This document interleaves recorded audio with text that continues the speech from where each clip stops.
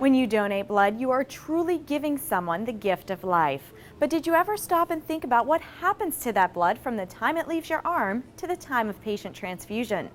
Well, your blood goes on quite a journey in the first 24 hours after you leave the blood center, and we're taking you along for the ride. The blood that I am drawing today is going to be tested tonight and tomorrow, be shipped out to hospitals tomorrow night, and most likely used the next day in surgery. It's that quick. The turnover is that rapid.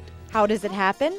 Well, as soon as the donation process is over, those test tube samples of your blood the phlebotomist drew are sent to a nucleic acid testing facility to be screened for a battery of diseases including HIV 1 and 2, West Nile virus, syphilis, hepatitis B, hepatitis C, T. cruzi or Chagas, as well as the human T-cell lymphotropic virus 1 and 2. Looking at those types of diseases, usually viral, caused by a virus, that can be transmitted through blood transfusion. The blood is also tested for cholesterol levels and to determine blood group and Rh type. In other words, this is where your blood will be labeled as A, B, AB, or O, and whether it's positive or negative. This is crucial because a donor must be compatible with the patient in need. While all of that testing is taking place, your unit of blood is going through its own process. It's taken to the biologics manufacturing lab where it's placed into a centrifuge like this one.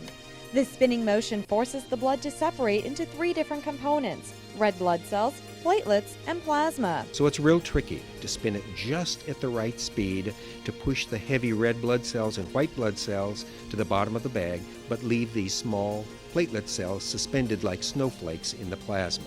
Once the blood is separated, the bag is placed into a squeezing device known as an expressor.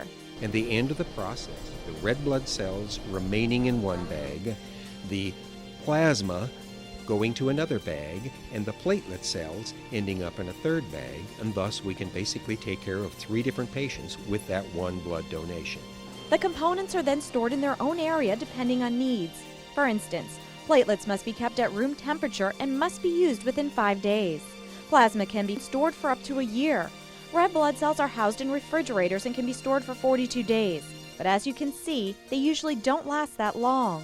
In most cases, blood that's drawn today is sent to a hospital tomorrow, cross-matched tomorrow, and used in surgery the next day.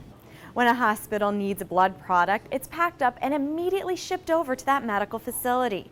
This process takes place 24 hours a day, 365 days a year. The need for blood never stops, and neither do we. There is no substitute for blood, it cannot be manufactured, and it must come from volunteer donors.